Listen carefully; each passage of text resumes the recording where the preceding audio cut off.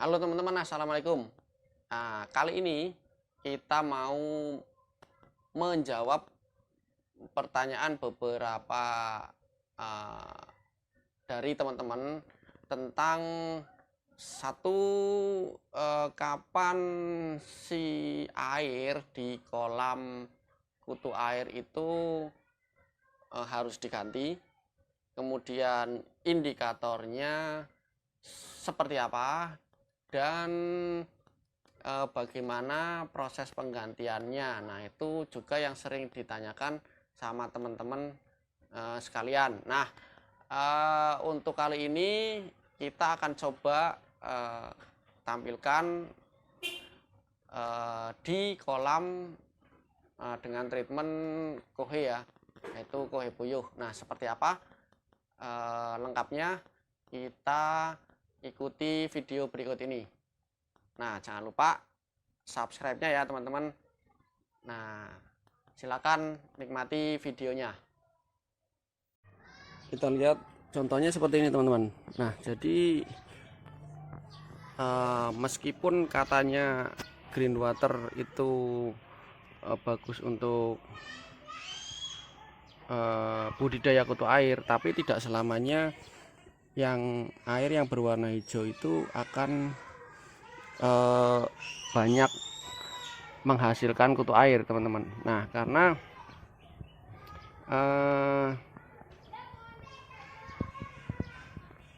sistem yang kita pakai kali ini, kita pakainya kohe puyuh ya teman-teman. Jadi seharusnya si air itu berwarna coklat. Nah, ketika dia terkena matahari dan sudah beberapa kali panen, maka akan banyak ditumbuhi alga semacam ini yang nantinya dia akan mengganggu pertumbuhan si kutu air. Nah, yang akan kita lakukan adalah kita harus mengurasnya total teman-teman. Jadi karena sistem kita tertutup ya seperti ini, di bak tidak ada air masuk dan tidak ada air keluar, kecuali mungkin air hujan ya, kalau ada hujan. Nah, makanya ketika kita kasih pakan si kutu air itu akan berefek kepada banyaknya lumut-lumut seperti ini teman-teman. Jadi ketika dia terkena panas, dia akan berfotosintesis. Nah, akhirnya dipandang saja mengganggu, apalagi terhadap pertumbuhan si kutu airnya. Jadi kita harus ganti total, dan kita mulai ganti air baru seperti itu teman-teman, agar produksinya kembali berjalan dengan baik. Kolam ini juga kurang baik ya teman-teman ya, karena terlihat sendiri, teman-teman bisa lihat sendiri nih, sudah banyak buih-buih yang menandakan si lumutnya sudah mulai banyak. Ketika kena panas, dia fotosintesis dan akan mengeluarkan gelembung-gelembung seperti itu. Nah, ini juga banyak, sepertinya masih ada banyak kutu airnya dan bisa menghasilkan. Ini sudah 2 kali panen. Nah, ini sudah 2 kali panen dan permukaan airnya sudah kurang bagus ya teman-teman. Nah, ini juga sudah waktunya kita ganti. Nah, kita akan ganti air supaya perkembangan kolam ini juga masih bisa kita panen teman-teman ya. Nah, ini walaupun siang hari masih kelihatan, nah itu masih kelihatan ada pergerakan, jadi masih ada potensi untuk ngebum. Ini juga sudah pernah dipanen ya, lihat, karena ini pakainya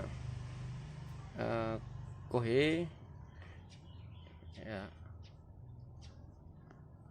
makanya airnya coklat. Nah, nanti kalau semakin hijau dia malah kurang bagus dan sudah waktunya kita ganti air.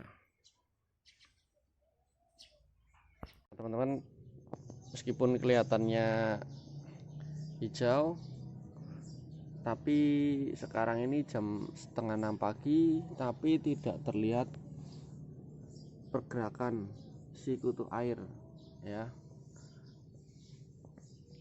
Nah, menandakan sudah mulai tidak produktif. Nah, yang kita lakukan kali ini adalah kita akan kuras ya teman-teman. Nah, kita akan kuras.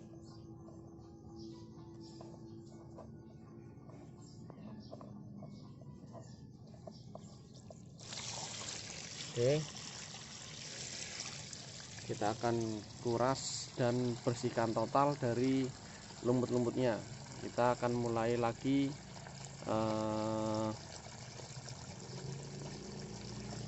dari awal.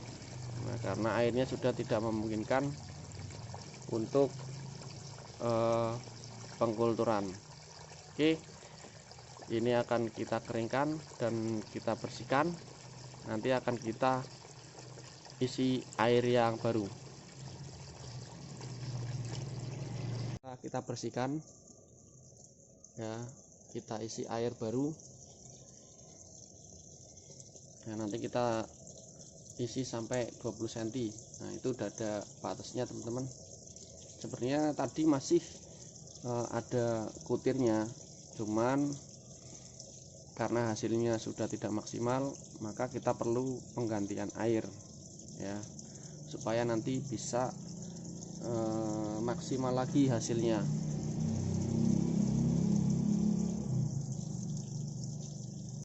Oke teman-teman, ini sudah terisi air, ketinggian air 20 cm.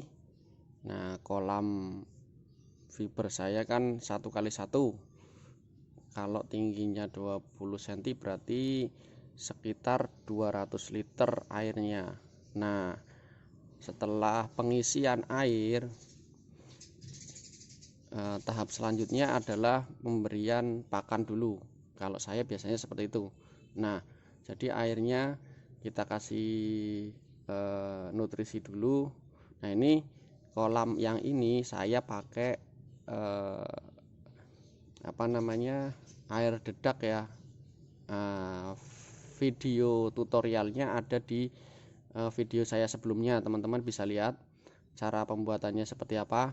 Nah, ini saya masukkan 200 mili, maaf 200 mili ya teman-teman, di 200 liter air. Nah, oke, kita masukkan. Nah, untuk tahap awal air baru biasanya saya kasih dulu antara 1 sampai 3 kali takaran ya. Jadi kalau airnya 200 mili, saya kasih antara 1 sampai antara 200, kalau airnya 200 liter saya kasih 200 mili sampai paling banyak 600 mili teman-teman. Nanti kita bisa lihat airnya dulu. Kalau sudah agak sedikit keruh, nanti kita hentikan pakannya.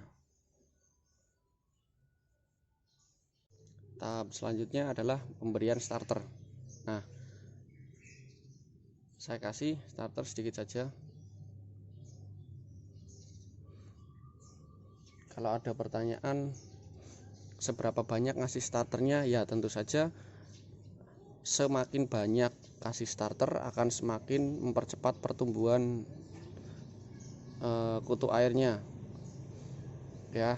Cuman kalau teman-teman pengen lihat perkembangannya, ya bisa kasih sedikit saja. Misal di kolam ini kita kasih 1 sendok makan. Oke teman-teman, seperti itu rangkaiannya pergantian air. Mudah-mudahan bisa memberikan gambaran buat teman-teman sekalian. Terima kasih sudah menemani saya di video kali ini. Sampai ketemu lagi. Assalamualaikum warahmatullahi wabarakatuh.